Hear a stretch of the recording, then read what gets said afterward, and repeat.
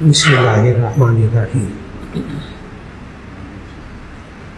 ایک صاحب نے یہ سوال پوچھا ہے کہ میرا چھوٹا بھائی ہے، اس کی بیوی طلاق مانگ رہی ہے، حالانکہ وہ خود حاملہ بھی ہے۔ اس صورت میں لڑکا کیا کرے؟ لڑکا دراصل بیوی کے ساتھ اچھے طریقے سے نہیں چل رہا تھا، تو اس کا جواب یہ ہے کہ سب سے پہلے کوشش یہ کی جائے کہ اس رشتے کو باقی رکھنے کی کوشش کی جائے کہ نبی کریم صلی اللہ علیہ وسلم نے ارشاد فرمایا ابغض الحلال عند اللہ الطلاق، کہ اللہ کے نزدیک حلال چیزوں میں سے سب سے ناپسندیدہ چیز وہ طلاق دینا ہے، اس لیے آخری وقت تک طلاق سے بچا جائے۔ طلاق سارے مسئلوں کا حل نہیں ہوتی۔ پھر انہوں نے یہ کہا کہ بیوی حاملہ بھی ہے، تو جب بیوی کے ہاں اولاد ہونے والی ہوتی ہے اس وقت بڑے حالات پیچیدہ ہو جاتے ہیں، نفسیاتی طور پر وہ بہت دباؤ میں ہوتی ہے، اس کے ساتھ تعاون کی ضرورت ہوتی ہے۔ کم از کم اس حالت میں طلاق نہ دی جائے تو ہو جاتی ہے، حاملہ عورت کو طلاق دی جائے تو ہو جاتی ہے، لیکن بھرپور کوشش کرنی چاہیے کہ اس کیفیت میں طلاق نہ دی جائے اور گھر کو بسانے کی کوشش کی جائے، اور اس لڑکے کو بھی ہدایت کی جائے، اس کے بڑے اس کو سمجھائیں کہ یہ وقت ہے ایک بیوی کی خدمت کا، اس کا خیال رکھنے کا، اس کو تکلیف نہ پہنچائیں، تو انشاءاللہ العزیز وقت کے ساتھ ساتھ اللہ تعالیٰ حالات کو بہتر کر دے گا۔ لیکن میں نے عرض کیا کہ آج وقت کی بہت بڑی ضرورت ہے کہ جب بچہ گھر میں ہو رہا ہو خاتون کے، اس وقت اس کا بہت خیال رکھا جائے، اور جب بچہ ہو جائے تو اس کے بعد بھی کم از کم 6-7 مہینے تک ایک خاص ڈپریشن کی کیفیت ہوتی ہے، جس کو ڈاکٹر حضرات کہتے ہیں بیبی ڈپریشن، یعنی اس کو نیند بھی پوری نہیں ہوتی، بچہ بھی تنگ کرتا ہے، فلاں بھی ہوتا ہے، اس کے مزاج میں تبدیلیاں ہوتی ہیں۔ اس وقت پورے گھر والے تعاون کریں، وہ 6-7 مہینے خیریت سے اگر گزار دیں تو ایسی صورت میں وہ بھلا جائے گی سب باتوں کو، سب باتیں ٹھیک ہو جائیں گی۔ اب جو شوہر ہوتا ہے بسا اوقات وہ بیچارہ ناتجربہ کار ہوتا ہے، گھر والے تعاون نہیں کرتے، وہ اکیلی خاتون جنگ لڑتی ہے اس محاذ پر جہاں وہ بسا اوقات ذہنی طور پر جسمانی طور پر تھک جاتی ہے اور مسائل پیش آتے ہیں۔ اگر سارے گھر والے اس کے ساتھ اس کیفیت میں تعاون کریں تو انشاءاللہ العزیز اللہ تعالیٰ اس گھر کو اور رشتے کو باقی رکھے گا انشاءاللہ۔ ایک صاحب نے کہا کہ وضو میں پانی کو جسم پر ملنا ہے کہ بہانا ہے، تو اس کا جواب یہ ہے کہ اصل میں پانی بہانا یہ فرض ہے، وضو میں غسل میں پانی بہانا فرض ہے، اور ملنا یہ سنت ہے، ملنا سنت ہے۔ اگر پانی بہا دیا اور وضو گیلا ہو گیا تو آپ کا فرض ادا ہو گیا۔ پھر کہتے ہیں اگر پانی بہائیں تو پانی جو ہے وہ 800 ملی لیٹر سے تجاوز کر جاتا ہے وضو کے لیے۔ وہ اصل میں نے گزشتہ جو سوال و جواب کی نشست تھی اس میں بتایا تھا کہ نبی صلی اللہ علیہ وسلم ایک مد پانی سے، حدیث جامع ترمذی کی، ان النبی صلی اللہ علیہ وسلم کان یتوضأ بالمد ویغتسل بالصاع، ایک مد پانی سے وضو فرماتے تھے اور 1 صاع پانی سے غسل کرتے تھے۔ ایک صاع ہوتا ہے 3.5 لیٹر پانی، اور ایک مد ہوتا ہے 800 ملی لیٹر، یعنی 1 لیٹر جو ہوتا ہے اس میں سے بھی 200 ملی لیٹر کم کر دیں تو آپ 1 لیٹر کی بوتل سے بھی پانی سے وضو کریں، مکمل سنت کے مطابق ادا ہو جاتا ہے، مکمل سنت کے مطابق۔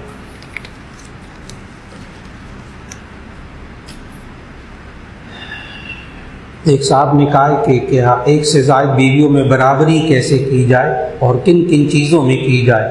تو اس کا جواب یہ ہے کہ اللہ تعالیٰ نے قرآن مجید میں فرمایا سورہ نساء میں فَانكِحُوا مَا طَابَ لَكُم مِّنَ النِّسَاءِ مَثْنَىٰ وَثُلَاثَ وَرُبَاعَ فَإِنْ خِفْتُمْ أَلَّا تَعْدِلُوا فَوَاحِدَةً، کہ تم 2 شادیاں کرو، 3 کرو، 4 کرو، لیکن فَإِنْ خِفْتُمْ أَلَّا تَعْدِلُوا، اگر تم یہ ڈر ہے کہ تم عدل نہیں کر سکو گے، فواحدۃ، پھر ایک بیوی کافی ہے۔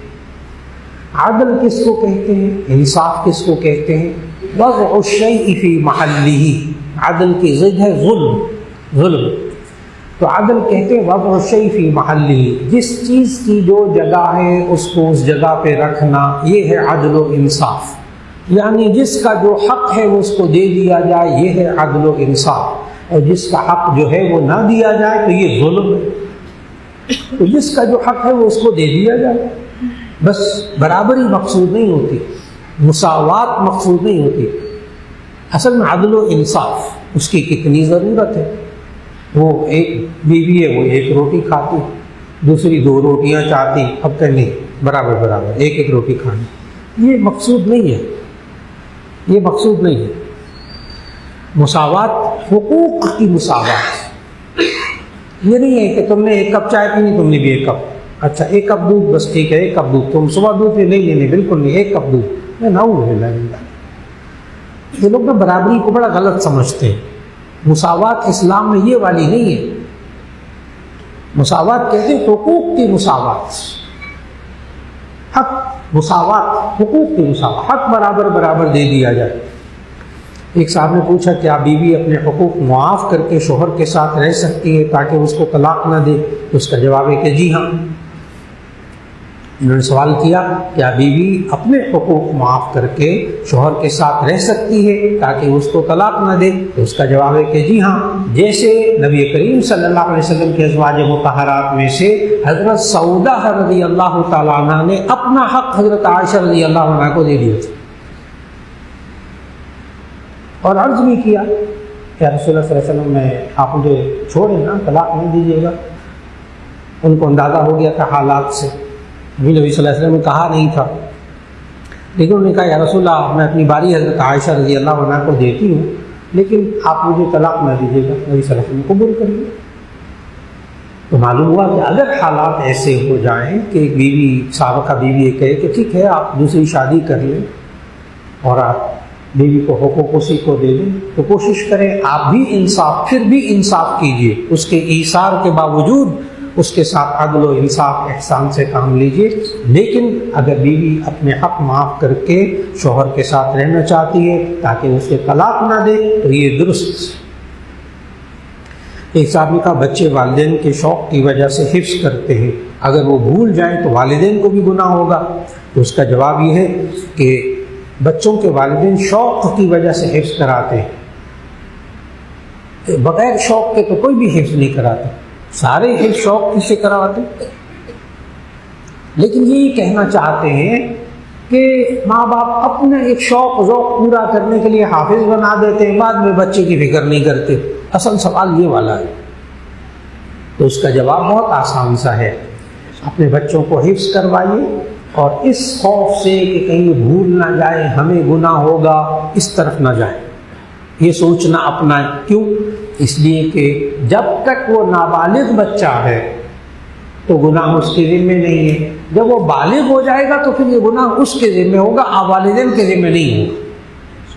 ایک تو یہ بات ہو گئی۔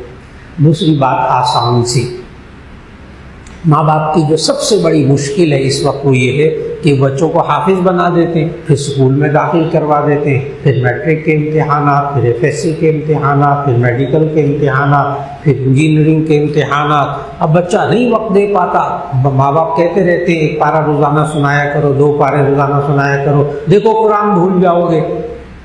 بچہ آہستہ آہستہ بھول جاتا ہے، وہ بھاگتا ہے قرآن سنانے سے زبانی۔ یہ غلطی ہوتی ہے ماں باپ کی۔ اس کی ٹیکنیک کیا ہے؟ بہت آسان، بہت آسان۔ بچے کو حافظ بنائیں اور وہ زندگی کے آخری سانس تک نہیں بھولے گا اگر آپ ایک کام کر لیں گے کہ بچے کو پابند کریں کہ وہ دیکھ کر قرآن مجید پڑھے، دیکھ کر۔ زبانی سنانے سے وہ بھاگے گا، دیکھ کر قرآن مجید پڑھے، 1 پارہ روزانہ پڑھے، اونچی آواز سے پڑھے، ڈیٹ وائز پڑھے، تاریخ وائز، یعنی وہ حافظ بچہ ہر روز 1 پارہ دیکھ کر پڑھے۔ آج 2 تاریخ ہے تو دوسرا پارہ، آج 10 تاریخ ہے تو 10واں پارہ، آج 28 تاریخ ہے تو 28واں پارہ، ڈیٹ وائز پڑھے، روزانہ 1 پارہ، لیکن کس شرط کے ساتھ؟ نمبر 1 دیکھ کر پڑھے۔ زبانی پڑھنے پر مجبور کریں گے وہ بھاگے گا، نہیں سنائے گا، بھول جائے گا۔ اور جو دیکھ کر پڑھنے کو کہیں گے وہ آسانی سے پڑھے گا، اور یہ کبھی کبھی دیکھ کر پڑھتے ہوئے نا نگاہیں اٹھا اٹھا کر بھی پڑھے گا، مجھے یاد ہے کہ نہیں یاد ہے۔ تو روزانہ ایک پارہ جو کوئی حافظ ہو اور وہ مکمل قرآن مجید بھول چکا اور اب اس کو بڑھاپے میں جا کر یا 15-20 سال 30 سال کے بعد خیال آیا کہ میں نے حفظ کیا تھا، میں دوبارہ یاد رکھنا چاہتا ہوں، تو ایسی صورت میں بڑا آسان طریقہ، نمبر 1 دیکھ کر، نمبر 2 اونچی آواز سے جس طرح استاد کو سناتے ہیں، نمبر 3 ایک پارہ اور ڈیٹ وائز، تاریخ وائز، بس نمبر 1 اونچی آواز سے، نمبر 2 دیکھ کر، نمبر 3 ڈیٹ وائز، ایک پارہ روزانہ، یعنی ہر مہینے میں اس طرح وہ اونچی آواز سے دیکھ کر ایک پارہ پڑھے گا، زندگی کے آخری سانس تک اگر یہ کرتا رہا کبھی قرآن نہیں بھولے۔ یہ تو کر سکتے، بچے کا کل پیپر ہے نا FSC کا، کبھی وہ آج ایک پارہ پڑھے، دیکھ کر پڑھ لے گا، جب آپ زبانی سنانے کو کہیں گے پھر بھاگے گا، اور وہیں سے قرآن بھولنا شروع ہوتا ہے۔ پھر موقع ملے تو اس کو کہیں کبھی پاؤ پارہ سنا لے۔ آپ یقین کریں کہ جو حافظ بچہ، بہت عجیب بات بتا رہا ہوں، زندگی کا تجربہ بتا رہا ہوں، اساتذہ کے تجربے بتا رہا ہوں، جو بچہ قرآن مجید ایک پارہ دیکھ کر اونچی آواز سے تاریخ وار پڑھتا رہتا ہے، آپ اس کو ہر سال مصلی پہ کھڑا کر دیں وہ سنائے گا، ہر سال مصلی پہ کھڑا کر سنائے، مسجد نہ ملے گھر میں اس کو کھڑا کر، خود میں پیچھے کھڑا ہوتا ہوں، 2-3 گھر والے کھڑے ہو جاتے ہیں، قرآن سنا، ایک پارہ روزانہ سنا لے تو وہ نہیں بھولے گا۔ اور حضرت شیخ الحدیث مولانا زکریا صاحب رحمہ اللہ نے اپنی کتاب فضائل اعمال کے اندر فضائل قرآن مجید ہے، فضائل اعمال میں فضائل قرآن مجید ہے، اس میں لکھا کہ جو شخص دیکھ کر قرآن پڑھتا رہے اس کو حافظوں ہی میں سے شمار کیا جائے گا، اور یہ نہیں کہا جائے گا کہ اس کو حفظ بھول گیا ہے۔ بڑی اہم بات ہے۔ ایک صاحب نے کہا کہ میں دین کے معاملے میں گھر والوں پر کس حد تک سختی کر سکتا ہوں؟ جی، اس کا جواب ہے کہ کسی حد تک سختی نہیں کر سکتے۔ ادعو الی سبیل ربک بالحکمۃ والموعظۃ الحسنہ وجادلہم باللتی ہی احسن، اپنے رب کے راستے کی طرف بلاؤ بڑی حکمت کے ساتھ۔ اب دیکھیے، بیوی ہے، اس کو آپ چاہتے ہیں نماز پڑھے، تو آپ کہیے نماز کا وقت ہو گیا ہے، نماز پڑھ لیں، آپ فارغ، نماز نہیں پڑھے گی گناہ اس کو ہوگا، آپ کو نہیں ہوگا۔ آپ نے چھوٹے بچے، ان کو آپ پابند کریں گے، نماز پڑھو بیٹا، نبی صلی اللہ علیہ وسلم نے ان پر سختی، چھوٹے بچوں پر کہا، مروا اولادکم، بخاری شریف کی حدیث، مروا اولادکم بالصلاۃ وهم ابناء 7 واضربوهم وهم ابناء 10، او کما قال علیہ الصلوۃ والسلام، جب بچے 7 سال کے ہو جائیں تو ان کو نماز کا حکم دو، پھر وہ نہ پڑھیں تو 10 سال کی عمر ہو جائے تو ان کی پٹائی کرو۔ یہ بخاری کی حدیث، 10 سال کے ہو جائے نماز نہ پڑھے تو ان کی پٹائی کرو۔ لیکن کہنا کب سے ہے؟ 7 سال کی عمر سے۔ نماز فرض ہوگی 14 سال کی عمر میں، یعنی 7 سال پہلے سے کہنا شروع کرنا پڑے، ابھی نماز فرض ہونے میں 7 سال باقی۔ اب نبی صلی اللہ علیہ وسلم نے بخاری شریف کی حدیث میں اجازت تو دی کہ اگر 10 سال کا بچہ نماز نہ پڑھے تو اس کی پٹائی کرو، لیکن اب یہ سنت ضرور ذہن میں رکھ لیجیے گا کہ پوری احادیث کا مطالعہ کیجیے، نبی کریم صلی اللہ علیہ وسلم ساری زندگی کسی بچے کو نہیں مارا، کبھی نہیں مارا۔ ایک واقعہ ہے، کاش اس سنت پر بھی عمل کر لیں ہم لوگ، ہمارے اساتذہ اس سنت پر عمل کر لیں۔ ویسے سنتوں کا ماشاءاللہ بہت اہتمام ہوتا ہے، لیکن اس سنت پر بھی عمل کر لیں۔ نبی صلی اللہ علیہ وسلم نے ساری زندگی اپنی بیوی پر، کسی بیوی پر ہاتھ نہیں اٹھائے، کبھی نہیں مارا، ساری زندگی۔ سمجھانا موعظۃ الحسنہ، دین کی دعوت دینا، بار بار کہتے رہنا، ترغیب دینا، شوق دلانا، اس طرف آ جائیے، انشاءاللہ گھر میں ماحول بنائیے دین کا۔ اور بد زبانی کر کے گالیاں دے کر مار پیٹ کر دین نہیں آتا، کچھ اور ہوتا ہے، دین نہیں ہوتا۔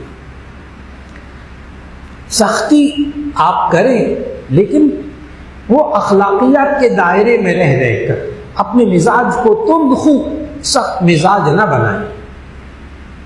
ہر وقت غصہ، ہر وقت مار پیٹ، ہر وقت گالیاں، ہر وقت بد زبانی میں نے دین پر لا کر چھوڑنا ہے، کوئی نہیں آتا دین پر۔ یہ جو میں نے ایک بات کہی ہے نا، یہ والی بات اللہ نے قرآن مجید میں نبی صلی اللہ علیہ وسلم سے کی ہے۔ آیت پڑھنے لگا، آپ سختی کی بات کرتے، تند خو، چہرہ سرخ، غصہ، ہر وقت مار پیٹ، گھر میں ٹینشن بنائی ہوئی ہے، دین پہ چلانا ہے، نہیں چلتا کوئی دین پہ۔ اللہ نے نبی صلی اللہ علیہ وسلم کو پتہ کیا کہا؟ فَبِمَا رَحْمَةٍ مِّنَ اللَّهِ لِنْتَ لَهُمْ وَلَوْ كُنْتَ فَظًّا غَلِيظَ الْقَلْبِ لَانفَضُّوا مِنْ حَوْلِكَ۔ بڑے سخت جملے نبی صلی اللہ علیہ وسلم کو خطاب ہے۔ فَبِمَا رَحْمَةٍ مِّنَ اللَّهِ لِنْتَ لَهُمْ، اے اللہ کی رحمت ہے آپ پر کہ اللہ نے آپ کو نرم دل، رحم دل بنایا ہے۔ آگے پتہ کیا جملہ ہے؟ وَلَوْ كُنْتَ فَظًّا، اگر آپ تند خو ہوتے، سخت مزاج، وَلَوْ كُنْتَ فَظًّا، اگر آپ سخت مزاج ہوتے، تند خو ہوتے، غلیظ القلب، آپ سخت دل ہوتے، لَانفَضُّوا مِنْ حَوْلِكَ، تو یہ صحابہ آپ کے گرد نہ اکٹھے ہوتے۔ بڑا عجیب جملہ ہے۔ اس کا مطلب یہ ہوا ہم دین سکھانے کے لیے اگر تند خو، سخت مزاج، سخت دل بن گئے تو نہ بیوی ہمارے قریب پھٹکے گی، نہ بچے ہمارے قریب پھٹکے۔ آ گیا دین سیکھ لیا، نہیں سیکھتا کوئی بھی۔ کیا تربیت کرے گا وہ باپ شیر آ گیا، شیر آ گیا۔ ہاں، ماں، وہ باپ کے آنے کا ٹائم ہوتا ہے، ماں بھی کہتی باپ آنے والا ہے، یعنی جو باپ آئے گا زلزلہ آئے گا گھر میں، کیونکہ باپ کا بڑا روب داب ہے نا ماشاءاللہ۔ ذرا بچے بڑے ہوتے ہیں تو وہ جو چھوٹا بچہ ہے وہ جو باپ آتا ہے چرپائی کے نیچے، باپ آ رہا ہے، اور ذرا بڑا بچہ وہ واش روم میں گھس جاتا ہے، باپ آ رہا ہے، اور وہ جو ذرا اور بڑا بچہ ہے وہ چھت پہ چڑھ جاتا ہے، ابا جی آ رہے ہیں۔ کیا تربیت کریں گے؟ وہ تو بھاگ رہا ہے آپ سے، اسے قریب کیجیے، اسے قریب کیجیے۔ تو اس لیے سختی سے دین نہیں آتا، دین کے لیے ماحول بنانا پڑتا ہے، وقت لگتا ہے، ٹائم لگتا ہے۔ جی ذرا اونچی آواز۔ جی اگر بے پردگی نہیں، پردہ نہ کرے، ٹھیک ہے، ہاں، بے پردگی، پردہ نہ کرے، تو ایسی صورت میں اس کو ترغیب دیجیے، پردہ کرے، ان کو بتائیں کہ کس کس سے پردہ کرنا ہوتا ہے، ٹھیک، اس کو شوق بھی دلائیے، نہ کرے، گناہ اس کو ہوگا، آپ کو نہیں ہوگا، نہ کرے، گناہ آپ کو نہیں ہوگا، اس کو، بس اس کا پابند ہو جائے۔ آپ کہتے رہیے، تھکے نہ، آخری وقت تک کہتے رہے۔ نبی صلی اللہ علیہ وسلم بھی جب صحابہ کو دعوت دیتے تھے، دین کی دعوت دیتے تھے، تو اللہ نے قرآن میں کہا نا، سورہ شعراء کی 3 آیت، لعلک باخع نفسک الا یکونوا مؤمنین، شاید اپنے آپ کو آپ ہلاک کر دیں گے کہ یہ ایمان نہیں لاتے۔ نبی صلی اللہ علیہ وسلم بہت پریشان ہوتے تھے کہ میں دین کی دعوت دیتا ہوں، ان کو اللہ کی طرف بلا رہا ہوں، ان کو جہنم سے بچا رہا ہوں، یہ نہیں ایمان لاتے۔ تو نبی صلی اللہ علیہ وسلم پر بہت شدید کیفیت آتی تھی۔ اللہ نے سمجھایا، آپ کا کام ہے بات کو پہنچا دینا، یہ نہیں مانیں گے تو آپ سے نہیں پوچھا جائے گا یہ کیوں نہیں مانے تھے۔ تو منوانا نبی صلی اللہ علیہ وسلم کے ذمہ نہیں تھا، یہ ہم منوانے کی پوزیشن میں کیوں آ جاتے ہیں؟ ہاں، جو آپ کے ماتحت ہیں ان میں آپ منوانے کی پوزیشن میں رہیں، جیسے آپ استاد ہیں، آپ کے ماتحت شاگرد بچے ہیں، کسی کو جھوٹ نہ بولیں، جھوٹ بولے اس کو سزا دیں، تھوڑی کوئی چوری کرے اس کو سزا دیں، اس کی درستگی کرے۔ آپ افسر ہیں، آپ کے ماتحت لوگ کام کرتے ہیں، آپ پابندی لگائیں، کوئی خیانت نہیں کرے گا، کوئی جھوٹ نہیں کرے گا، کوئی کرپشن نہیں کرے گا، کوئی رشوت نہیں لے گا، لے کر نکال دوں گا تمہیں، مزہ ہے وہاں آپ منوانے کی. الا کلکم راع وکلکم مسئول عن رعیتہ. آپ سے اپنے ماتحتوں کے بارے میں پوچھا جائے گا کیا آپ نے کوششیں کی ان کو گناہ سے بچانے کی؟ نہیں بچے، بالغ ہیں وہ خود گناہ گار ہیں. اب بس یہاں تک بات مکمل ہو. اب بیوی پردہ نہیں کرتی، لہٰذا میں اس کو طلاق دیتا ہوں، ہو گئی اصلاح. بیوی پردہ نہیں کرتی، میں نے اس سے بات چیت بند کر دی، بول چال بند کر دی، ہو گئی اصلاح.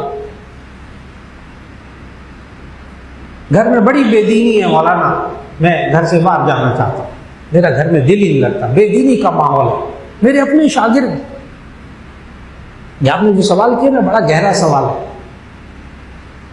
میرا اپنا شاگرد عالم بنا، اتنا متقی ماشاءاللہ، ایک بچہ عالم بن گیا، پھر اس کے بعد سال لگانے چلا گیا. اب وہ سال لگا کے گھر واپس آیا تو ایک دن اس کے والد صاحب روتے ہوئے آ گئے، مولانا خدا کے لیے ہمارے گھر کی حفاظت کے لیے دعا کریں، ہمارے گھر میں طوفان آیا ہوا ہے. میں نے کہا کیا ہو گیا؟ کہنے لگا وہ کہتا ہے ٹی وی بند کرو، وہ کہتا میں نے ماں کے ہاتھ کا کھانا نہیں کھانا، کیونکہ اس کے نیل پالش اس نے لگائی ہوئی ہے، وضو نہیں ہوتا اس کا، یہ تو ناپاک رہتی ہے، میں نے اس کے ہاتھ کا کھانا نہیں کھانا.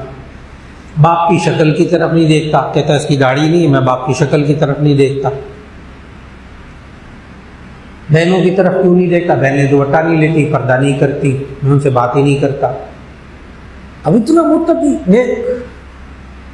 اب میں نے اس کو بلا لیا، اب پوری بات سنیے گا تاکہ آپ کو سمجھ میں آئے کہ بیویوں کی اصلاح کا کیا طریقہ ہوتا ہے، گھر کی اصلاح کا کیا طریقہ ہوتا ہے. آج بڑی ضرورت ہے سمجھنے کی.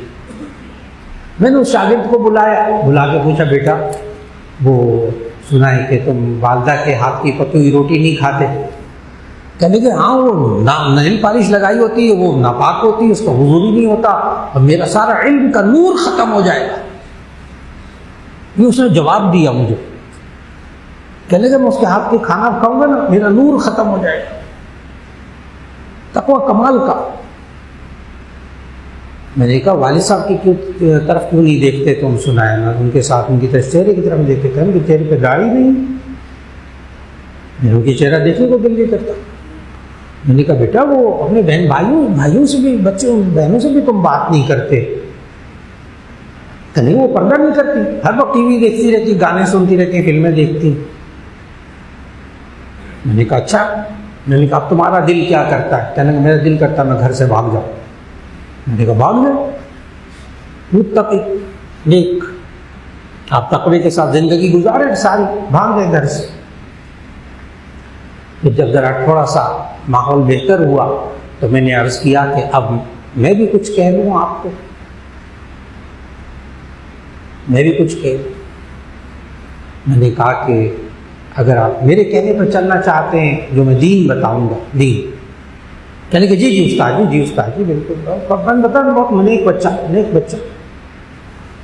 میں نے کہا تم اسی گھر میں رہو گے، تم اسی گھر میں رہو گے.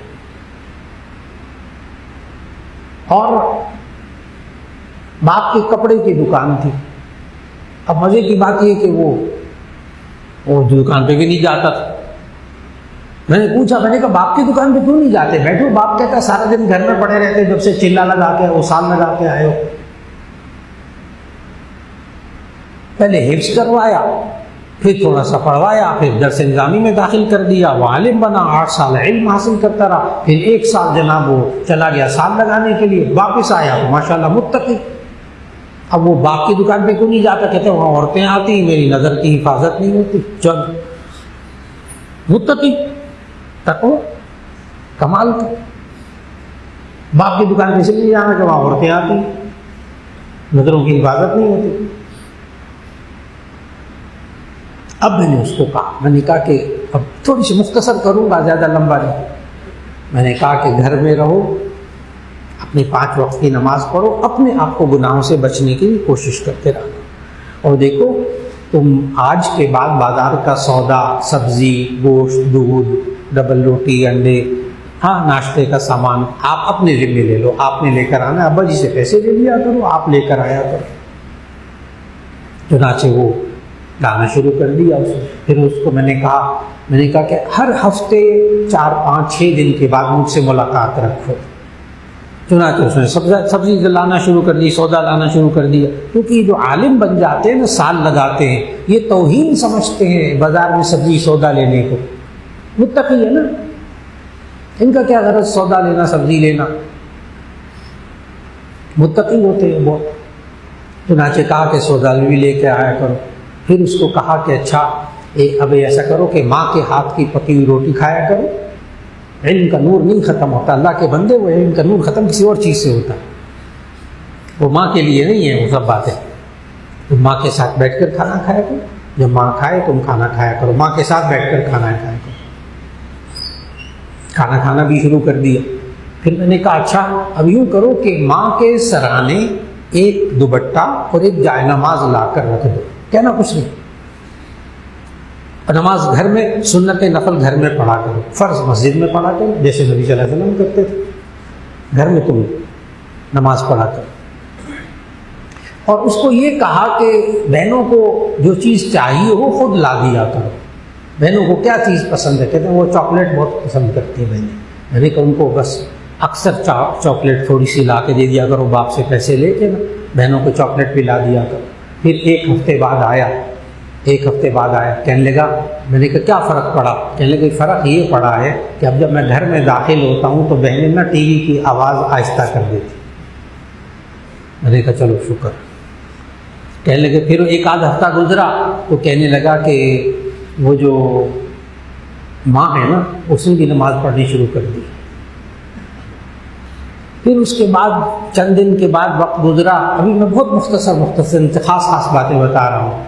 फिर उसके बाद मैंने कहा बाप की दुकान पे जाके बैठा करो, ताउन किया करो और नज़रों की हिफाजत किया करो। कोई खातून आ जाए तो उसकी तरफ देखे बगैर बात कर लिया करो, लेकिन सीखो, कारोबार सीखो। चलो बाप के पास जाना शुरू कर दिया, हालात बेहतर होने शुरू हो गए। करते करते कहने लगे कि वालिद साहब अभी भी मेरे से कुछ नाराज़ रहते हैं। तो मैंने कहा वालिद साहब कुछ पैसे देते हैं? उसके वालिद को मैंने कह दिया था कि इसको पैसे जेब खर्च इसको दिया करें और अब इसकी शादी की फ़िक्र करें, रिश्ता तलाश करें। कहने लगा अब्बा जी मुझसे खींचे रहते हैं, दूर रहते हैं बस। मैंने कहा अच्छा तो अपने बाप को कोई चीज़ ला के दे दो। अब वालिद साहब भी खूब खाते पीते थे माशाअल्लाह। कहने लगे उनके पास किसी चीज़ की कमी नहीं है। मैंने कहा अच्छा वो कोई कपड़े वपड़े? कहने लगे कपड़ों का तो अपना कारोबार है। मैंने कहा अच्छा चलो तुम कोई ऐसी चीज़, अच्छी सी चीज़ उनके काम की हो ना, वो ला के उनको दे देना।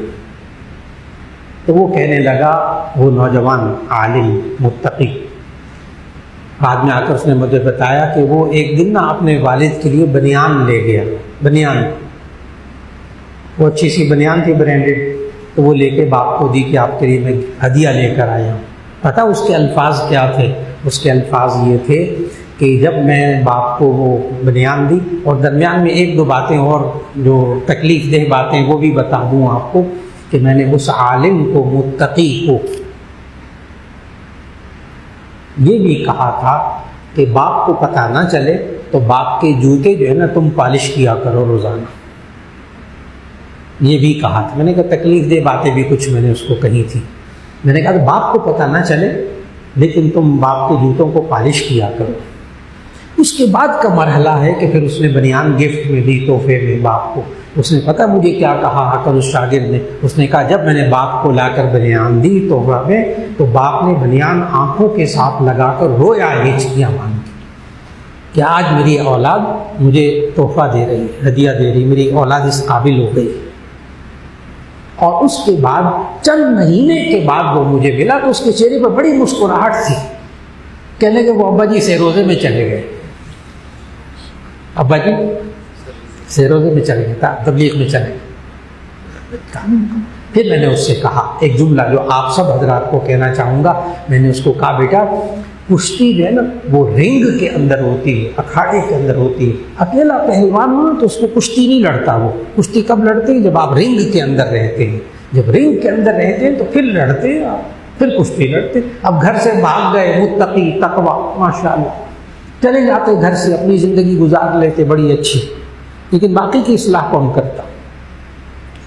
تو اصل میں یہ دین کا راستہ یہ والا، دعوت والا، خدمت والا، دوسروں کے کام آنے والا۔ پھر آپ کی بات نہ مانے گی، اب صرف پردہ کرو گی اور کر لے گی پردہ، نہ اس کا حق ادا کرنا ہے، نہ اس کی رائے کو احترام کرنا ہے، نہ اس کی عزت کرنی ہے، نہ اس کے حقوق کا خیال رکھنا ہے، پردہ کر لے وہ بس، اس کو پریشان رکھا ہوا ہے، وہ نہیں کرتی پردہ، نہیں کرتی۔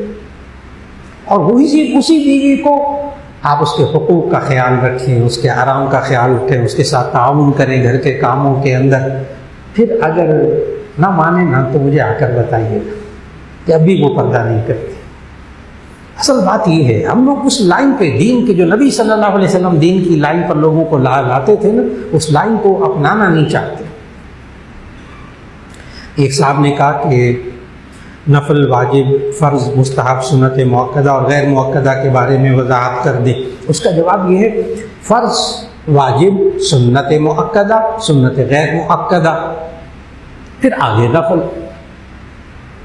فرض جو دلیل قطعی سے ثابت ہو، قرآن حکیم سے ثابت ہو، بس چند ایک فرائض، نماز فرض، روزہ فرض، زکوٰۃ فرض، حج فرض۔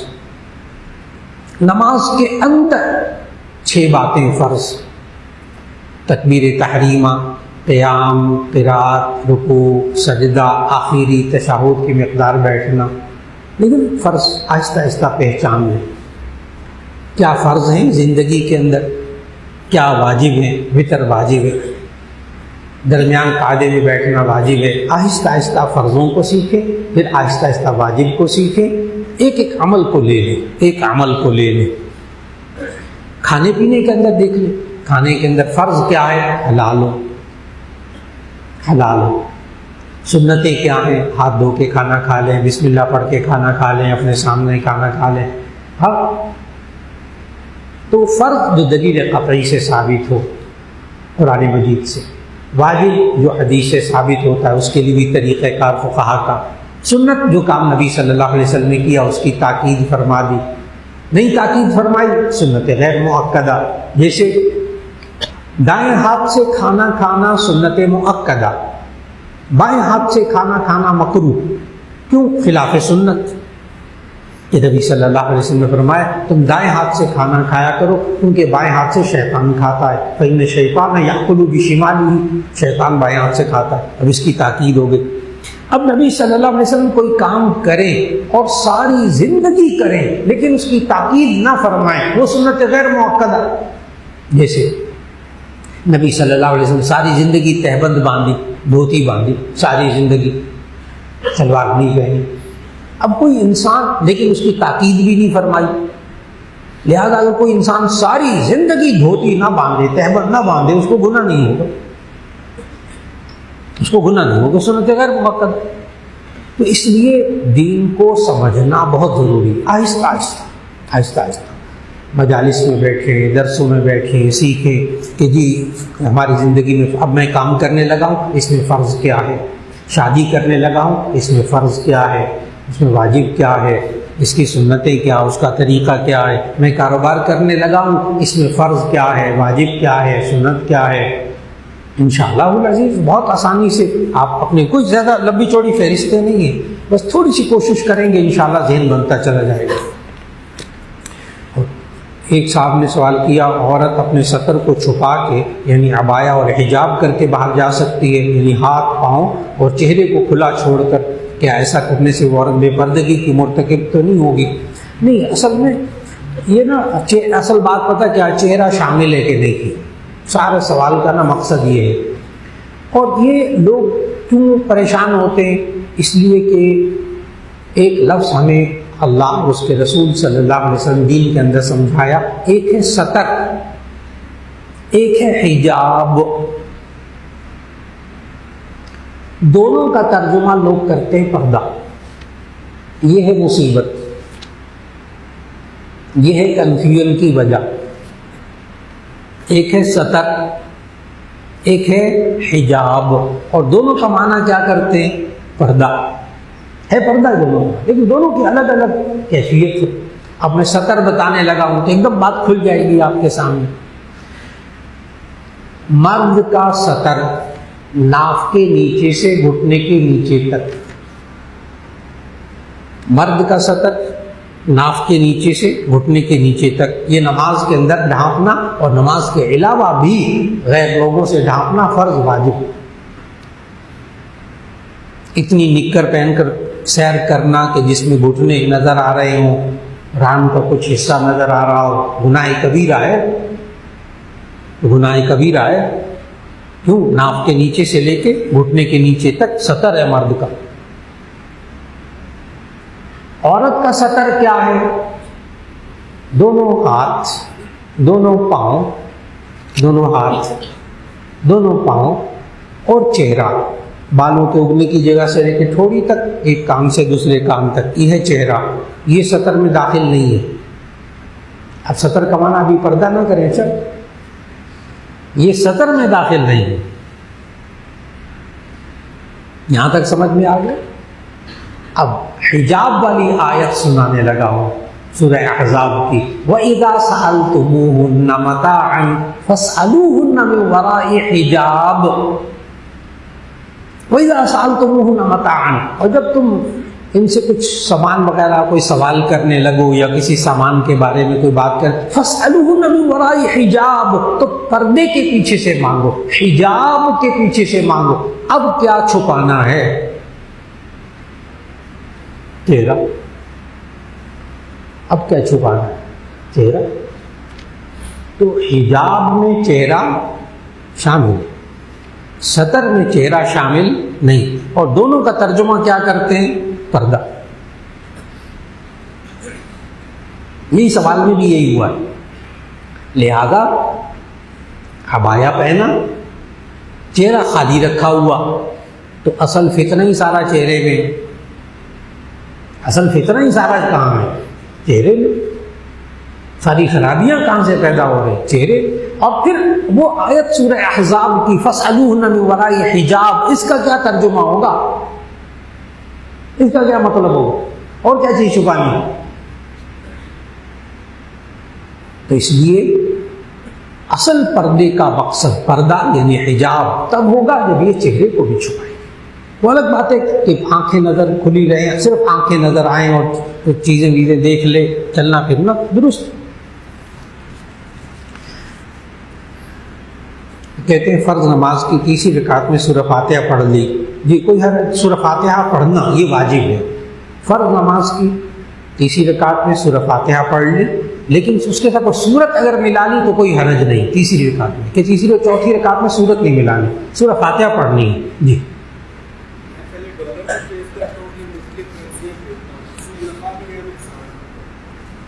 تشریف رکھیے۔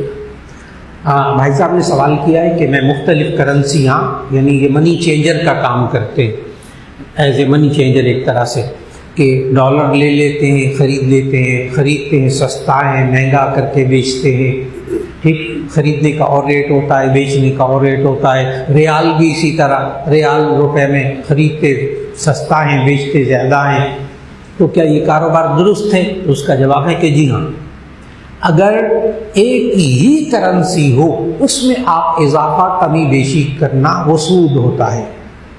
کسی آدمی کو آپ نے 1,00,000 روپیہ دیا، واپس اس سے آپ 1,01,000 روپیہ یا 1,10,000 روپیہ لیتے ہیں، وہ سود ہو جائے گا، وہ سود ہو جائے گا۔ لیکن اگر کرنسی چینج ہو گئی پھر اس میں اضافہ آپ کی مرضی، پھر اس میں کمی بیشی جائز، پھر وہ سود نہیں ہے۔ جی مارکیٹ نہیں، مارکیٹ ریٹ کے مطابق لے یا نہ لے، وہ مارکیٹ ریٹ فرض واجب نہیں۔ اگر آپ کہتے ہیں جی مارکیٹ میں اتنے کا مل رہا ہے، میں آپ کو اتنے کا دیتا ہوں، جائز، مارکیٹ ریٹ سے فرق کر کے بھی دے دی جائے، لیکن کرنسی مختلف، کرنسی ایک نہ ہو۔ اگر کرنسی ایک ہو، جیسے ہمارے ملک میں عید کے دنوں میں بہت ہوتا رہا، لوگوں نے بہت مسئلے میرے سے پوچھے کہ وہ نوٹوں کی جو گڈی ہے نا، 10 کے نوٹوں کی زیادہ مہنگی وہی تھی، 10 کے اور 20 کے نوٹوں کی گڈی بڑی مہنگی تھی عید کے اوپر، تو وہ 10 کے نوٹوں کی ایک گڈی لیتے، یعنی 10 کے نوٹوں کی ایک گڈی کتنے کی ہو گئی؟ 1,000 کو، لیکن وہ کہتے تھے کہ ہم 1,025 روپے کی دیں گے، 1,050 روپے کی دیں گے، 1100 روپے 1100 کی بکتی رہی، وہ سود، کیونکہ چاہے پرانا نوٹ نیا نوٹ ہے تو نوٹ ایک ہی نا، کرنسی ایک ہے.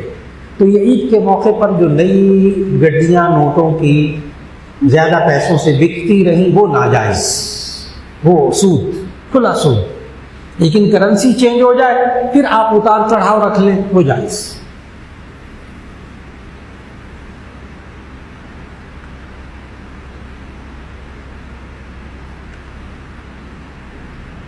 ایک صاحب نے لکھا کہ اگر کسی کی پیمنٹ پہلے آئے اور وعدہ بعد کا ہو تو پھر ایسی صورت میں وہ پیمنٹ انسان پہلے ہی دے دے اس کو یا بعد میں دے. جی اس میں دیکھ لیں معاہدہ کیا ہوا ہے.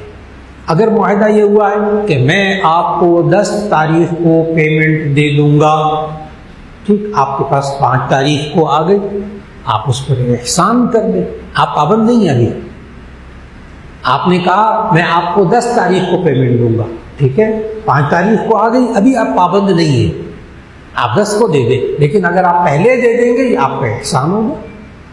لیکن اگر آپ نے یوں کہا جب میرے پاس پیمنٹ آئے گی میں آپ کو دے دوں گا، توقع ہے 10 تاریخ تک آ جائے گی. اب چونکہ آپ پہلے جملہ بول چکے ہیں جب پیمنٹ آئے گی میں آپ کو دے دوں گا، تو ایسی صورت کے اندر وہ جب آئی آپ کو دینی پڑے گی. لیکن بھرپور کوشش کرنی چاہیے. آج بھی میں جو جمعے میں آیت پڑھا تھا نا، آیت مدایانہ، اس میں اللہ تعالیٰ نے فرمایا کہ اگر معاملہ چھوٹا ہو یا بڑا ہو، صغیراً او کبیراً الی اجلہ، چاہے چھوٹا معاملہ ہو بڑا معاملہ، اس میں مدت مقرر کر لیا کرو.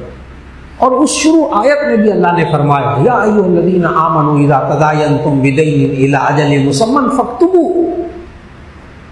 ایک مقررہ مدت معین کرنا معاملے کے اندر یہ جھگڑوں کو ختم کرنے کا بہت بڑا ذریعہ ہے. اس لیے معاملوں میں لین دین میں ڈیٹ مقرر کرنا یہ واجب ہے، فرض ہے اس قرآنی حکم کے مطابق. اگر آپ کو اندازہ ہو کہ یہ ڈیٹ مقرر کرنے پر میں نہیں چل سکوں گا تو آپ کوئی مہینہ متعین کر سکتے ہیں، کوئی سیزن متعین کر سکتے ہیں. جیسے مثال کے طور پر کوئی بندہ پھل کا کاروبار کرتا ہو کہ جی میرے سیب جو ہے نا وہ جب آئیں گے سیزن میں آپ کو دوں گا. اب اس کو معلوم نہیں، 10 دن لیٹ بھی ہو سکتے ہیں، 10 دن بعد میں بھی ہو سکتے ہیں، مہینہ بھی لیٹ ہو سکتا ہے. اب یہ تو ہے نہیں کہ وہ مقررہ تاریخ کو اتار کر بالکل اس وقت بھیجے، بسا اوقات نہیں ہوتا. تو ایسی صورت میں تھوڑا سا سیزن متعین کر لیں، مہینہ متعین کر لیں، اندازہ کو، لیکن کوئی مدت مقرر ضرور کر لیں. مدت مقرر کیے بغیر کاروبار نہ کیجیے، اسی سے جھگڑے پیدا ہوتے ہیں. ایک صاحب نے کہا کہ وراثتی زمین، ذاتی زمین خریدی گئی، میں نے اسے کچھ صرف بیٹوں کے نام کر دی اور بیٹیوں کو نہ دی، تو کیا حکم ہے، کیا ایسا کرنا جائز ہے؟ تو اس کا جواب یہ ہے کہ اگر آپ نے زمین خریدی اور اپنی زندگی میں جب انسان کوئی چیز دیتا ہے وہ وراثت نہیں ہوتی، وہ وراثت ہوتی باپ کے مرنے کے بعد، زندگی میں وراثت نہیں ہوتی. اپنی چیز آپ نے جو خریدی ہے بحیثیت باپ کے، آپ اپنے کسی بچے کو، بیوی کو، کسی دوست کو دینا چاہتے ہیں آپ دے دیں، کوئی گناہ نہیں. لیکن کسی پر ظلم نہ ہونے دیں. اگر بیٹوں کو دے دی، بیٹے کو بالکل نہیں دی. اب نبی کریم صلی اللہ علیہ وسلم، یا ایک بیٹے کو دے دی دوسرے کو نہیں دی اپنی زندگی میں، تو نبی کریم صلی اللہ علیہ وسلم کی حدیث کہ جب ایک صحابی کے پاس ایک غلام آیا خدمت کے لیے تو انہوں نے اپنے ایک بیٹے کو دے دیا، دوسرے کو نہیں دیا، دوسرے کے پاس نہیں تھا. تو نبی صلی اللہ علیہ وسلم نے اس سے کہا کہ آپ اس بیٹے سے واپس لے لیں، اس بیٹے سے واپس لے لیں، اس کی دوسرے کے حق تلفی نہ ہو. ہاں اپنی زندگی میں آپ سمجھتے ہیں کہ یہ میری بیٹی ہے یا یہ میرا بیٹا ہے، یہ مالی طور پر کمزور ہے، دوسرے بیٹے نے اپنا گھر بنا لیا ہے، میں اس کو گھر بنا کے دے دیتا ہوں اپنی زندگی میں، جائز. دوسرے بچوں کو بھی سمجھا دیجیے کہ بھی تم لوگ تو کھاتے پیتے ہو، تم نے اپنے گھر بنا لیے، میں اس کو گھر بنا کے بھیج دیتا ہوں، لیکن اپنی پوری وراثت کسی بیٹوں کے نام کر دے اور بیٹیوں کو محروم کر دے کہ کہیں بعد میں جو ہے نا وہ داماد نہ لے جائے۔ اب مشکات شریف میں کتاب الوصایا جلد اول کی آخری حدیث ہے، نبی صلی اللہ علیہ وسلم نے فرمایا جو بندہ اپنے وارثوں کو وراثت کے حق سے محروم کرتا ہے اللہ تعالیٰ اس کو جنت کی وراثت سے محروم کر دیتا ہے۔ یعنی جاتے جاتے نا خود اپنے لیے جہنم بنا لی، اپنے لیے جہنم واجب کر لی۔ اس لیے زندگی میں جب دیں کوشش کریں باقی بچوں کو اعتماد میں لے کر، پھر اگر کسی کو دینا ہو تو دے دیں، ایک بیٹے کو زیادہ ایک بیٹی کو کم، جی اگر صرف بیٹے ہوں اور زندگی، جی اگر صرف بیٹے ہوں، انہوں نے سوال کیا اگر صرف بیٹے ہوں کیا زندگی میں سب بیٹوں کو دے سکتا ہے؟ تو اس کا جواب ہے کہ جی ہاں دے سکتا ہے، سب بیٹوں کو دے جائے، لیکن یہ کہ بیوی کو کہیں محروم نہ کر دے، بیوی کو محروم نہ کر دے، وہ وراثت سے نہ رہ جائے۔ ہاں کچھ مال اپنے بچوں کو میں تقسیم کر دے اور بیوی کو بھی دے دے تو ایسی صورت کے اندر جائز، پھر جائز۔ انہوں نے کہا سارا مال بیٹوں کو دے دے، اس کا مطلب بیوی محروم ہو جائے گی وراثت سے، اس لیے اس طریقے سے کیا جائے کہ وراثت سے محروم نہ ہو، بس کوشش پوری ایسی ہو۔ ایک صاحب نے پوچھا کہ الکوہل ملا ہوا پرفیوم استعمال کرنا کیسا ہے؟ تو اس کا جواب یہ ہے کہ پہلے مفتی حضرات یہی فتویٰ دیتے تھے کہ پرفیوم لگا کر نماز پڑھنا جائز نہیں ہے، اس وقت وہ فتویٰ بالکل ٹھیک تھا۔ اب مفتی حضرات فتویٰ دیتے کہ پرفیوم لگا کر نماز پڑھنا جائز ہے، اب فتویٰ بالکل ٹھیک ہے۔ وجہ بھی اس میں کیا ہے؟ الکوہل یہ شراب کا ایسنس ہوتا ہے، شراب کا خمیر ہوتا ہے الکوہل، اصل میں شراب کا ایسنس، شراب کا خمیر ہوتا ہے۔ اور اگر وہ چار شرابیں جو نبی صلی اللہ علیہ وسلم منع فرمائیں، انگور کی شراب، گندم کی شراب، فلاں کی شراب، اگر ان میں سے شراب سے ایسنس وہ بنا ہوا یعنی الکوہل بنا ہوا ہو تو اس کا ایک قطرہ بھی ناپاک ہے، ایک قطرہ بھی ناپاک ہے، ابھی بھی فتویٰ یہ ہے۔ لیکن پھر اس کے بعد سائنس نے کروٹ لی اور الکوہل مصنوعی بننے لگ گیا، سنتھیٹک الکوہل، لہذا اب الکوہل جو ہے تمام پرفیوم میں، پروفیسیز میں، سب میں اب سنتھیٹک الکوہل ڈالا جاتا ہے، اور وہ جو شراب سے بنایا ہوا تھا وہ نہیں ڈالا جاتا۔ تو اب علماء نے کہا کہ یہ پاک ہے، جائز ہے، اور اس کو استعمال کر کے کپڑوں پہ لگا کر پرفیوم کو نماز بھی پڑھیں گے تو نماز ہو جائے گی۔ الکوہل کا اور استعمال بھی ہے، یہ ہومیوپیتھک دوائیوں کے اندر بھی الکوہل ہی ہوتا ہے۔ وہ جو میٹھی میٹھی گولیاں دیتے ہیں نا یہ ہومیوپیتھک والے، وہ تو صرف وہ پاؤڈر ہوتا ہے شوگر والا بس، باقی جو اس کے اوپر وہ قطرے ڈالتے ہیں نا اصل دوا وہ ہوتی ہے، وہ جو گولیوں پر قطرے ڈالتے ہیں اور وہ الکوہل ہوتا ہے۔ ایک الکوہل یہاں ہوتا ہے، ایک الکوہل یہ جو ڈاکٹری دوائیاں ہوتی ہیں ان کے سیرپ میں الکوہل ہوتا ہے، لکھا بھی ہوتا ہے اتنے % اس میں الکوہل ہے، آپ یہ پی کر، یہ جو استھما کی دوائیاں ہوتی ہیں سیرپ ہوتے ہیں یعنی دمے کے سانس کے سیرپ ہیں، وٹامن بی کمپلیکس ہے اس کے سیرپ ہیں، ان سب کے اندر الکوہل ہوتا ہے، لکھا ہوا ہوتا ہے۔ اور یہ جتنے دمے کی تکلیف میں اس میں زیادہ مقدار ہوتی ہے تو اس میں لکھا ہوتا ہے کہ آپ یہ دوا پی کر ڈرائیونگ نہ کریں، یہ بھی لکھا ہوتا ہے۔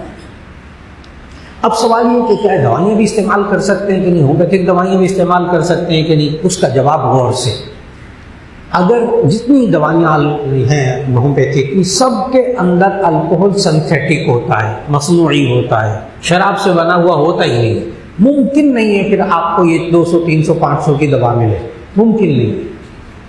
پرفیوم بنانے والی کمپنیوں میں جانا ہوا فرانس پیرس کی سب سے قیمتی جو کمپنی آج خوشبو بنانے والی وہ پیرس ہے، وہاں تک جانا ہوا، ان لوگوں کے یہاں بھی تحقیق کرتی جا کے معلوم ہوا کہ انہوں نے کہا کہ ہم سنتھیٹک استعمال کرتے ہیں۔ اب اصل میں پرفیوم میں الکوہل کیوں، آخر کیوں الکوہل؟ ایک عطر ہوتا ہے، ایک پرفیوم ہوتی ہے۔ عطر اس میں خوشبو آئل کے اندر ملاتے ہیں، تیل کے اندر ملاتے ہیں، یعنی عطر کی بیس آئل ہوتا ہے، تیل ہوتا ہے، اور پرفیوم کی بیس الکوہل ہوتی ہے۔ اب یہ پرفیوم کیوں بناتے ہیں، الکوہل میں کیوں ڈالتے ہیں؟ اس لیے کہ الکوہل کی خاصیت ہے کہ سب سے زیادہ، پانی سے بھی زیادہ چیز اس میں تحلیل ہو جاتی ہے، رچ بس جاتی ہے، تحلیل ہو جاتی ہے۔ اس لیے ہومیوپیتھک والے ساری دوائیاں الکوہل میں بناتے ہیں، 100% جائز۔ ہومیوپیتھک کی دوائیاں استعمال کرنا 100% جائز۔ اور اسی طرح ایک تو میں نے بتایا ہومیوپیتھک میں کیوں دوائی ڈالی جاتی ہے، یہ الکوہل میں کیوں ملاتے ہیں دوا، کیونکہ اس میں تحلیل اچھی طرح ہو جاتی ہے۔ نمبر 2، یہ جو ڈاکٹر حضرات، یہ جو فارمیسسٹ ہیں، یہ وٹامن بی کمپلیکس اور کھانسی کے سیرپ اور دمے کے سیرپ، اس میں الکوہل کیوں ڈالتے ہیں؟ اس لیے کہ الکوہل کا ایک اور خاصہ ہے، اور وہ ہے کہ یہ مائع کو، شربت کو گلنے سڑنے سے بچاتا ہے۔ آپ ویسے کوئی سیرپ بنا لیں، شربت بنا لیں، 1-2 ہفتے، مہینے کے بعد وہ خراب ہو جاتا ہے۔ یہ کھانسی کے شربت 3-3 سال تک خراب نہیں ہوتے، وہ لکھا کچھ بھی ہوتا ہے بوتل پہ 3 سال۔ تو یہ پریزرو کرنے کے لیے استعمال کرتے ہیں الکوہل، یہ مائع کو سڑنے سے، اس کے اندر بدبو پیدا ہونے سے، اس کے اندر جالا بننے سے اس کو بچاتا ہے۔ اس لیے یہ ڈاکٹری دوائیوں کے اندر الکوہل استعمال ہوتا ہے۔ اب پرفیوم کے اندر الکوہل کیوں استعمال ہوتا ہے؟ اس لیے کہ پانی بھی باہر رکھیں تو خشک ہو جاتا ہے، ہوا میں تحلیل ہو جاتا ہے۔ پیٹرول ہوا میں رکھیں تو فوراً تحلیل ہو جائے گا، ہوا میں اڑ جائے گا، لیکن یہ جو الکوہل ہے نا، یہ ایک دم ہوا سے ہوا میں اڑ جاتا ہے، یعنی ہوا میں ایک دم اڑ جاتا ہے۔ اس لیے پرفیوم میں الکوہل اس لیے استعمال کرتے ہیں کہ اس میں جب خوشبو ملائیں گے تو ایک دم مہک جائے گی خوشبو، بس یہ ہے کمال الکوہل کا۔ تو معلوم ہوا ہومیوپیتھک کی دوائیوں میں، ڈاکٹروں کی دوائیوں میں اور پرفیومز کے اندر جو الکوہل استعمال ہوتا ہے وہ 100% پاک ہے، حلال ہے۔ لیکن اب علماء نے کہا کیا اس کو پینے سے نشہ آ جاتا ہے؟ اس کا جواب یہ ہے کہ اگر زیادہ مقدار میں پیا جائے تو پھر نشہ آ جاتا ہے، پھر ممنوع ہوگا نشے کی وجہ سے۔ چنانچہ بعض بیچارے ہوتے ہیں لوگ، وہ کھانسی کی شربت نہ پوری بوتل پی جاتے ہیں، کہتے ہیں اس میں نشہ پورا ہوتا ہے، لیکن ان کا جگر فیل ہو جاتا ہے چند ہفتوں کے بعد، مہینہ بھی نہیں، اس کا دنیا میں کوئی علاج نہیں ہے۔ اس لیے نشے سے بچا جائے تو الکوہل ملے پرفیوم کا استعمال کیسا؟ تو جائز۔ ایک صاحب نے کہا کہ میں نے اپنی بیٹی کی شادی فلاں کی، انہوں نے کہا کہ پہلے ایک شادی کی تھی، بعد میں پتہ چلا کہ 4تھی شادی ہے، اس کے خاوند نے بھی بہت تشدد کیا، تو کیا کرنا چاہیے؟ جی، تو اس کا جواب یہ ہے کہ سب سے پہلے تو یہ کوشش کرنی چاہیے کہ جب بچوں کی شادی کرے تو پہلے خوب چھان بین کر لیا، جتنا ہو سکتا ہے کر لیں۔ نمبر 2، دیکھیں خاندان میں بڑا چھوٹا کوئی ہے، خاندان کیسا ہے۔ نبی صلی اللہ علیہ وسلم نے بتایا کہ رشتہ، بخاری شریف کی حدیث میں، کہ 5 چیزیں ہیں جن کو دیکھا جاتا ہے۔ نمبر 1، انسان جب رشتہ کرے بچوں کا تو سب سے پہلے دین کو دیکھے کہ ان کا دین کیسا ہے، ان کے اندر دینداری دیکھے۔ نمبر 2، شکل و صورت۔ نمبر 3، مال۔ نمبر 4، حسب و نسب، خاندان، ٹھیک۔ پھر اس کے بعد اس کے اخلاق اور کردار۔ نبی صلی اللہ علیہ وسلم نے فرمایا کہ 5 چیزیں ہیں جو شادی کے موقع پر دیکھی جاتی ہیں، لیکن سب سے اہم ترین چیز دینداری ہے۔ آج انسان شکل و صورت کو دیکھتا ہے، مال کو دیکھتا ہے، خاندان کو دیکھتا ہے، لیکن دینداری کی طرف توجہ نہیں ہوتی کہ دین پر عمل کرنے والے لوگ ہیں کہ نہیں ہیں۔ اس لیے بھرپور کوشش کی جائے. دین پر عمل کرنے کا مطلب ان کی زندگیوں میں گناہ کبیرہ نہ ہو، نماز وہ پڑھتے ہوں، ان کے اخلاق اچھے ہوں، معاملات اچھے ہوں، تھوڑی سی تحقیق کرنے پتہ چل جاتا ہے. لیکن جیسا انہوں نے لکھا سوال میں کہ ان بیچاروں نے دھوکہ بھی دیا اور اب وہ اتنا عذاب اس پر کر رہے ہیں. تو ایسی صورت میں عدالتوں کے دروازے بھی کھلے ہوئے. سب سے پہلے تو بڑوں کو بٹھا کر فیصلہ کرنا چاہیے. دیکھیں اس خاندانوں کے بڑے کون ہیں، ان تک بات پہنچائی جائے. پھر اس کے بعد اگر نہ بڑے بھی کوئی موجود نہیں ہے، بڑوں کی باتیں نہیں مانتے، تو اللہ تعالیٰ نے عدالتوں کا نظام پاکستان میں دیا ہوا ہے. ان عدالتوں سے دروازہ کھٹکھٹائیے. اور اب تو صورتحال یہاں تک ہو چکی ہے کہ جتنی یہ فیملی کورٹس ہیں سب میں خواتین بیٹھی ہوئی ہیں. اس وقت ساری فیملی کورٹس میں خواتین بھری ہوئی ہیں جج، اور وہ خاتون کے حق میں فیصلہ کرتی ہیں. ایک دفعہ درخواست دے دیں وہاں پر، بس پھر اس کے بعد باقی کام وہ سب خود ہی کرتے ہیں. تو ایسی صورت کے اندر اب عورتوں پر ظلم کرنا کافی مشکل ہو گیا. اب عورتوں پر ظلم کرنا کافی مشکل ہو گیا. تو ایسی صورت میں ان کو چاہیے کہ اگر تو سب سے پہلے بڑوں کو بٹھائیں تاکہ اللہ تعالیٰ ہدایت دے دے ان کو. بالفرض ایسے حالات نہ ہو تو پھر عدالتی نظام سے رجوع کر لیا جائے. اور انشاءاللہ لیکن اس طرح بچیوں کو ظلم سہنے کے لیے نہ چھوڑا جائے، یہ کام نہ کیا جائے. ایک صاحب نے کہا کہ میری ایک بیٹی شادی شدہ ہے، جس آدمی سے شادی کرنا چاہتے ہیں والدہ بھی اس کے ساتھ ہے، جبکہ مجھے یہ رشتہ منظور نہیں، مگر ماں بیٹی وہ ضد ہے اور خود سری پر اتر آئی ہیں، کیا کریں؟ تو اس کا جواب یہ ہے کہ آج کل کا یہ بہت بڑا المیہ ہے. جب بچے جوان ہو جائیں تو ایسی صورت کے اندر ان کی شادی جلد کرنے کی کوشش کریں تاکہ وہ گناہوں سے بچ جائیں. لیکن اپنے بچوں سے رائے ضرور لیں. بچوں سے بھی بچیوں سے بھی رائے ضرور لے لیں. اس کے سامنے رشتہ رکھیں، حالات رکھیں، خود آنا جانا پہلے رکھیں. پھر اس کے بعد اگر اس میں گناہ کبیرہ نہ ہو، اب یہ انہوں نے کہا کہ جی ماں بیٹی تو چاہتی ہیں شادی کرنا لیکن میں نہیں چاہتا، تو اب میں اس کا معیار بتانے لگا ہوں. دیکھیں کیا اس رشتے میں کوئی گناہ کبیرہ تو نہیں، وہ حرام کام تو نہیں کر رہے، کوئی شراب تو نہیں پیتے، کوئی جوا تو نہیں کھیلتے، رشوت تو نہیں لیتے، کوئی اور گناہ کبیرہ تو نہیں ہے ان کی ذات کے اندر. تو مفتی صاحب کے پاس یہاں آ کر پوری بات رکھیں. مفتی صاحبان یہاں جامعہ میں تشریف فرما ہوتے ہیں، ان کے سامنے پوری بات رکھیں. چاہے پردے میں اہتمام ہوتا ہے، یہاں بیوی بچی کو بھی لے آئیں، بیوی کو بھی لے آئیں. مفتی صاحب ساری بات سنیں گے، دونوں کی بات سنیں گے. صرف یہ کہ باپ کو پسند نہیں ہے اس وجہ سے انکار نہ کریں. صرف مجھے پسند نہیں ہے، میں نے نہ کر دی اور شادی نہیں ہونی چاہیے. یہ غلطیاں ہیں ہمارے معاشرے کی. صرف پسند ناپسند نہیں، کوشش کریں گناہ کبیرہ نہ ہو. پھر اپنی پسند کو بچوں کی پسند کے مطابق کر کے ان کی شادیاں کر دیں. بہت سے نوجوان مجھے سے پوچھتے ہیں آج کل کالجز یونیورسٹیز کے اندر کہ جی پسند کی شادی کرنی چاہیے کہ نہیں. تو ان کو میں یہی جواب دیتا ہوں کہ یہ کون سی آیت اور حدیث میں لکھا ہے کہ جو لڑکی پسند نہ ہو اس سے شادی کرو.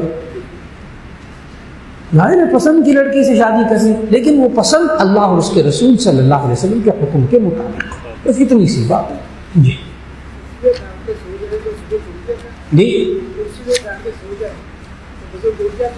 بھائی صاحب نے سوال کیا ہے اگر کرسی پر بیٹھ کر کوئی سو جائے تو کیا اس کا وضو ٹوٹ جاتا ہے؟ تو اس کا جواب یہ ہے کہ اگر تو وہ بیٹھ کر کرسی پر بیٹھ کر نماز پڑھ رہا ہے، نماز کرسی پر بیٹھ کر پڑھتا ہے، تو ایسی صورت میں ایک نہیں لگایا ہوا تھا، اتحیات کی صورت میں بیٹھا ہے، ہاتھ باندھے ہوئے ہیں، نماز پڑھ رہے ہیں اور نیند آ گئی، ایک نہیں لگایا ہوا تھا اور بیٹھ کر نماز پڑھتا ہے تو اس کی نماز نہیں ٹوٹے گی. نماز کی حالتوں میں سے کسی حالت میں بھی نیند آ جائے وضو نہیں ٹوٹتا.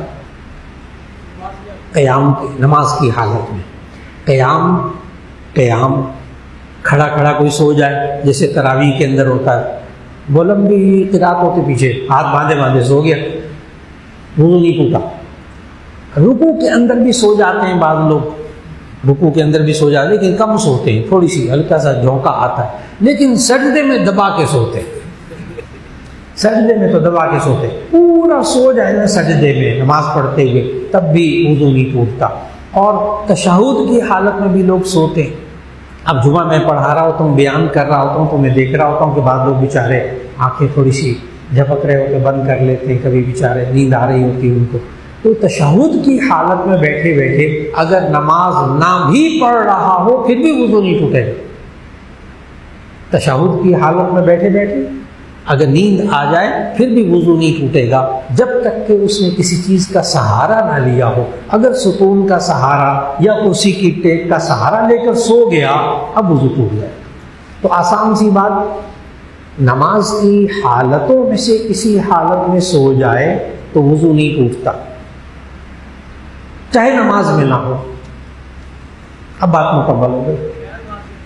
جی میں نے کہا نماز کے بغیر بھی میں نے کہا نا میرے بیان کے اندر بعض حضرات بیٹھے ہوتے ہیں ان کو نیند آ رہی ہوتی ہے لیکن تشہد کی حالت میں ہو تو وضو نہیں ٹوٹے گا۔